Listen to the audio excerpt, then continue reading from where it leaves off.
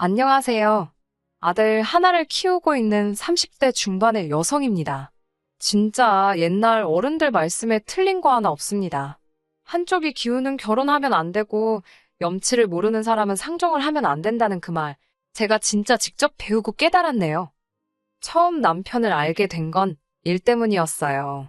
당시 저는 온라인 쇼핑몰을 운영하고 있었고 중국과 일본 쪽으로 사업을 확장하려고 백방으로 뛰어다니던 때였지요. 주변에서는 저에게 굳이 사서 고생이라며 저를 말리기도 했지만 제가 원래 일에 대해선 욕심이 많거든요. 결국 보다 못한 지인이 지금의 남편을 소개해주겠다 했습니다. 무역회사에서 오래 일했으니 어쩌면 도움이 될지도 모르겠다면서요. 사실 남편이 하는 일은 제가 생각하는 것과는 많이 달랐습니다. 저는 처음부터 알고 있었고요. 하지만 지인의 마음 씀씀이가 너무 고마웠기에 남편을 소개받기로 했지요. 하지만 그렇게 만나게 된 남편은 정말 괜찮은 사람이었습니다. 한 번만 만나고 헤어지기엔 아쉬울 만큼이요. 이후로 남편과 저는 누가 봐도 쓸데없는 이유를 만들어내면서 연락을 하고 저녁 식사를 하고 어떻게든 자리를 만들어가며 서로를 알아갔지요. 그렇게 한 달 반쯤 지나갈 무렵 남편이 정식으로 사귀자고 하면서 연인 사이가 되었습니다. 어느 다른 연인들처럼 때로는 말다툼도 했지만 전반적으론 평범한 연애를 했어요. 게다가 저나 남편이나 이미 30대 중반을 향해 달려가고 있었기 때문에 가벼운 마음만으로 만나는 사이는 아니었습니다. 사귄 지 1년이 넘어가면서부터는 결혼에 대한 이야기도 자연스레 나눌 만큼 서로를 진지하게 생각하고 있었거든요. 하지만 그런 저희의 관계에 큰 고비가 찾아온 적이 있습니다. 그건 바로 저나 남편 때문이 아니라 아버님으로 인해 발생했지요. 사실 아버님이 잘못하신 것도 아닙니다만 아버님께서는 중저가 신발을 수출하시는 회사를 운영하고 계셨는데 그 회사가 부도가 났거든요. 사실 사귀고 얼마 되지 않아서부터 아버님의 사업 상황이 불안불안하다는 건 남편을 통해서 들어왔었기에 사업 실패 자체가 충격적으로 다가오진 않았습니다. 저를 더 충격받게 한 건 아버님께서 나름대로 사업으로 본 손해를 메꿔보시겠다며 경마를 하셨다는 거였지요. 솔직한 말로 점잖으신 줄 알았던 아버님께서 온갖 사고는 다치고 다니시니 환장할 노릇이었네요. 그럼에도 불구하고 제가 남편과 결혼을 결심한 건 남편 자체가 좋은 사람이었기 때문입니다. 다정하고 자상한 성격에 저희 부모님께도 어찌나 살가운지. 저는 형제가 없는 외동이고 또 딸이라서 그런지 어머니랑 정말 가깝게 지내거든요. 그렇다 보니 아버지께서는 늘 당신에게도 친구 같은 아들 하나만 있으면 소원이 없겠다며 저와 어머니의 관계를 부러워하셨습니다. 그리고 그런 아버지께 남편은 처음부터 아버님 하면서 살갑고 넉살 좋게 행동했으니 저희 아버지께서 얼마나 남편을 예뻐하셨을지 상상이 되실까요? 그런 와중에 시댁이 망했다는 이야기를 들으시면 친정부모님께서 어떻게 나오실지. 솔직히 남편에게 말은 안 했지만 제가 속앓이를 정말 많이 했네요. 돈이 없어서 헤어진다는 건 생각만 해도 너무 슬프고 속상했지만 또 사람들 말이 그렇잖아요. 결혼은 현실이라고. 하지만 막상 시댁 이야기를 들으신 저희 부모님께서는 사업을 하다 보면 별의별 일이 다 있는 거라면서 오히려 남편을 다독여 주셨지요. 그렇게 저희는 친정부모님의 지지와 응원으로 헤어지지 않고 결혼까지 할 수 있었습니다. 그리고 결혼식을 올릴 무렵에는 제 사업도 어느 정도 자리를 잡아가고 있었고요. 여러모로 경사가 많았습니다. 게다가 친정아버지께서는 저희더러 일단 당신이 소유하고 있는 40평대 아파트에 들어와 살 수 있게 해주셨어요. 이후로 저는 제 사업을 확장해 나가는데 집중했고 남편 역시 비록 저만큼은 아니었지만 다니는 회사에서 승진도 하고 그렇게 저희는 비교적 안정적인 생활을 꾸려나가고 있었습니다. 그런 남편과 문제가 생기기 시작한 건 절 대하는 시부모님의 태도가 달라지면서부터입니다. 그전까지는 그래도 어머님이나 아버님께서 저를 좀 어려워하시고 어느 정도 선을 지켜주시던 분들이셨어요. 솔직히 말씀드릴게요. 제가 사업을 하다 보니까 어버이날이나 명절에도 여러 가지 이유로 자리를 비울 수 없을 때가 종종 생깁니다. 그럴 때는 명절 음식이라던가 제가 며느리로서 해야 할 몫을 못한다는 생각에 죄송스러워서 용돈을 넉넉히 드리곤 했지요. 뭐 돈으로 때웠다고 뭐라 하지는 마세요. 어머님도 제 덕분에 음식도 다 사서 하고 몸도 편하고 좋다 하셨으니까요. 추가로 가족들 왔다 간 이후로 뒷정리하느라 힘드실까봐 설거지랑 청소를 도와주실 이모님도 불러드리고 그랬습니다. 정말로 제 딴에는 최선을 다했어요. 그런데 아들을 출산한 이후부터는 왜인지 저에게 고맙다는 말 대신 바라시는 게 더 많아졌지요. 출산 후 아이를 봐주신다는 핑계로 시어머니께서는 연락도 없이 저희 집에 오기 시작하셨습니다. 당시 저희 집에는 아이를 봐주시는 이모님이 이미 계셨기 때문에 어머님은 오지 않으셔도 됐는데 말이지요. 항상 하시는 말씀이 눈에 넣어도 아프지 않은 당신 손잡으러 오시는 거라고 저더러 신경 쓸 거 없다고 하셨지만 시어머니가 오시는데 신경 안 쓸 며느리가 세상 천지 어디 있겠어요. 그리고 문제는 어머님이 오셔서는 아이 봐주시는 이모님을 무슨 당신 수발 들어주는 사람이라 착각을 하셨는지 하대를 하셨던 모양이에요. 며느리인 제가 월급을 주니 이 정도는 시켜도 되는 거 아니냐 하시면서 당신 잔심부름을 시키시더랍니다. 심지어 한 번은 점심때 오셔서는 뜬금없이 콩국수가 드시고 싶다며 콩물을 직접 만들라고 하셨다는데 이모님이 얼마나 당황스럽고 화가 나셨겠어요. 결국 이모님이 관둔다 어쩐다 하시는데 정말 죄송스럽더라고요. 솔직히 믿을 만한 이모님 구하는 게 쉬운 일이 아니잖아요. 인기 많으신 분들은 대기를 걸어도 될까 말까한 상황인데 말이에요. 결국 어머님 덕분에 한 달에 50만 원씩 더 드리고 쉬는 날도 하루 더 드리는 조건으로 이모님을 붙잡을 수 있었습니다. 이모님을 자르고 아예 어머님께 손자를 봐달라고 부탁을 드리는 것도 제가 생각을 안 해본 건 아니지요. 하지만 저희 어머님이요. 손자 보고 싶어서 저희 집에 오시는 거라 했지만 실상은 그게 아니었습니다. 언젠가부터 걸핏하면 당신이 사시는 집은 좁고 바로 앞에 또 다른 아파트가 있어서 경관도 없고 답답하다는 말을 입에 달고 다니셨어요. 그러면서 몇 번 합가 이야기를 꺼내기도 하셨고요. 근데 그 이야기가 저한테 씨알도 안 먹히니까 나중에는 저희 집에 오실 때마다 자꾸 당신 짐을 조금씩 갖다 두시지를 않나. 졸려서 도저히 집에 못 가시겠다고 주무시고 간다고 우기시질 않나. 심지어 한 번은 어머님이 당신 친구분을 저에게 말도 없이 데리고 오셔서는 당신 아들이 산 집이라고 자랑을 하시더랍니다. 이모님은 집안일 해주는 여자라고 소개하셨고요.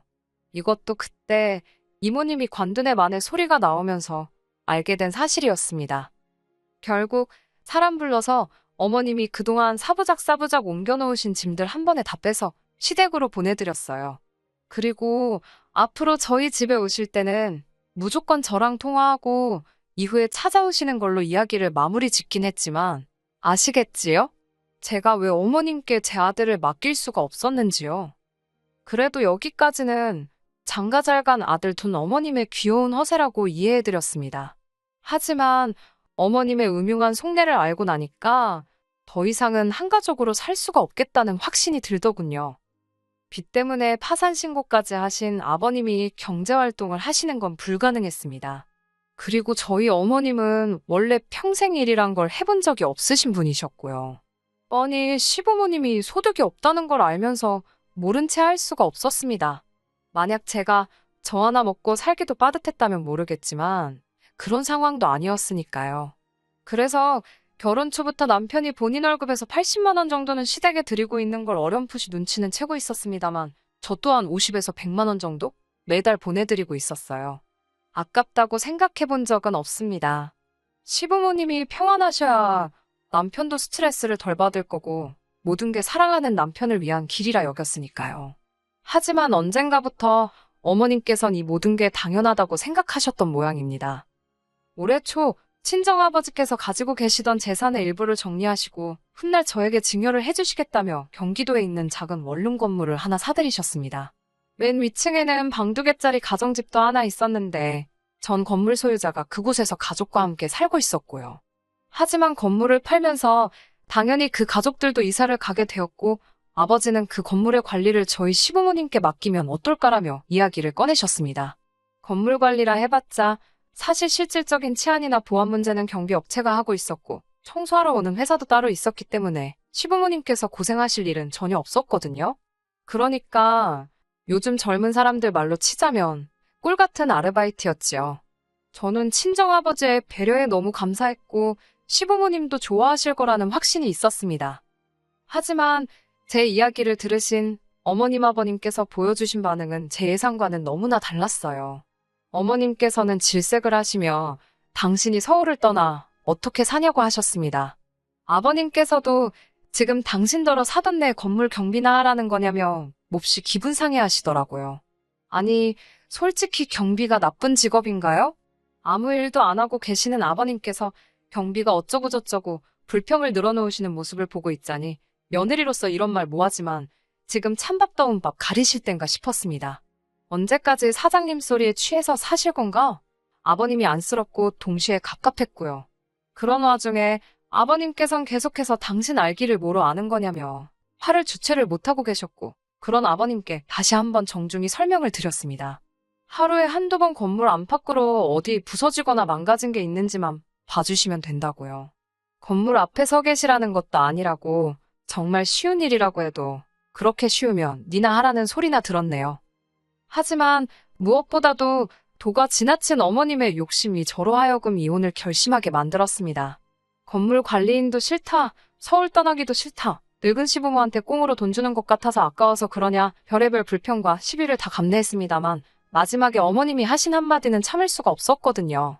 어머님께선 그날도 건물 관리일로 저에게 듣기 싫은 소리를 늘어놓으시다가 급기야 어차피 너네 부모 다 죽으면 그 재산 다 우리 거 아니냐입니다. 그러면서 그러니까 저희 부모님더러 늙은 당신들 부려먹을 궁리하지 마시고 그 돈 미리 좀 나눠 쓰자 그러라더군요. 어처구니가 없는 정도가 아니라 속에서 화가 솟구쳤어요. 어머님께선 제 굳어버린 표정을 보셨는지 웃자고 하는 소리라고 수습을 하시려 들긴 했지만 이미 쏟아진 물바가지를 주워 담을 수 있나요? 제가 어머님께 그게 왜 우리 재산이냐고 따졌습니다. 주셔도 저희 부모님이 저한테 주시는 거잖아요. 그리고 아무리 농담이라도 저희 부모님이 돌아가시네 어쩌네 그런 말씀은 하지 마시라고 했습니다. 저는 그 재산 안 받아도 좋으니까 친정 부모님이 오래오래 건강하게 사셨으면 좋겠다고요.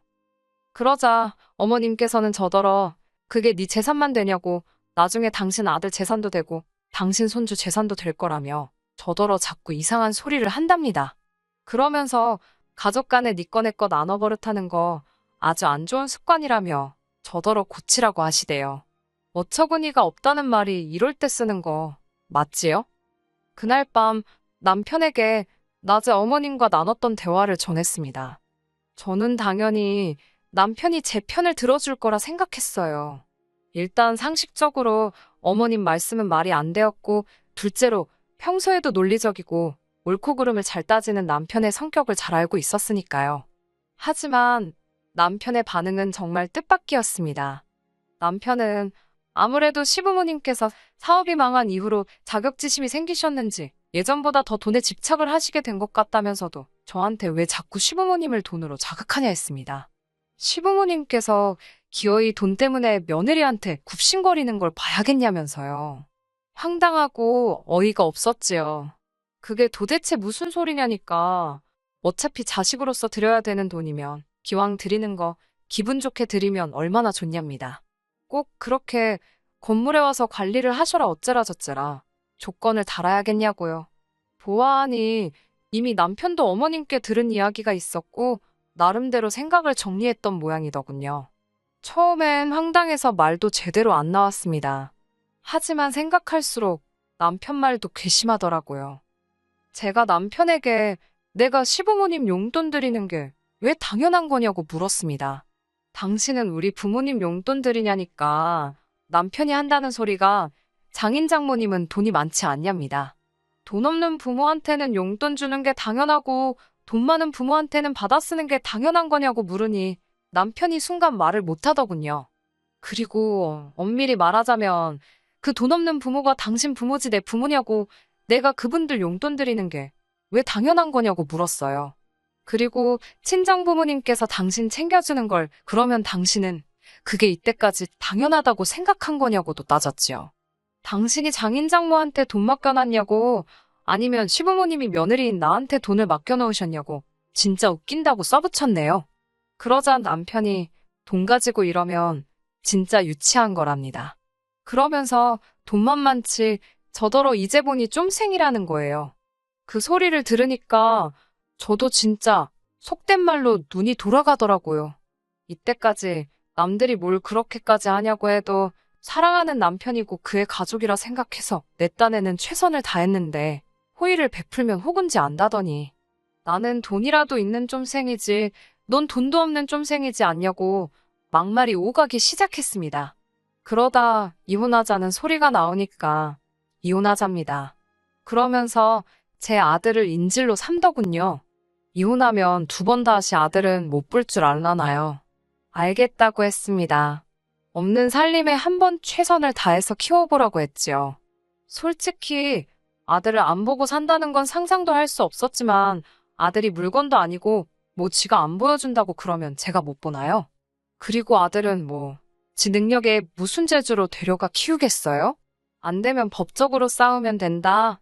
별의별 생각이 그 짧은 순간에도 머릿속에서 얼마나 빨리 전개가 되던지 스스로 놀랐네요. 이후로는 이혼하잔 소리까지 오간 마당에 무슨 얘기를 서로 못했겠어요. 그 일이 있고 나서 남편은 시댁으로 들어갔고 시댁은 한바탕 난리가 났습니다.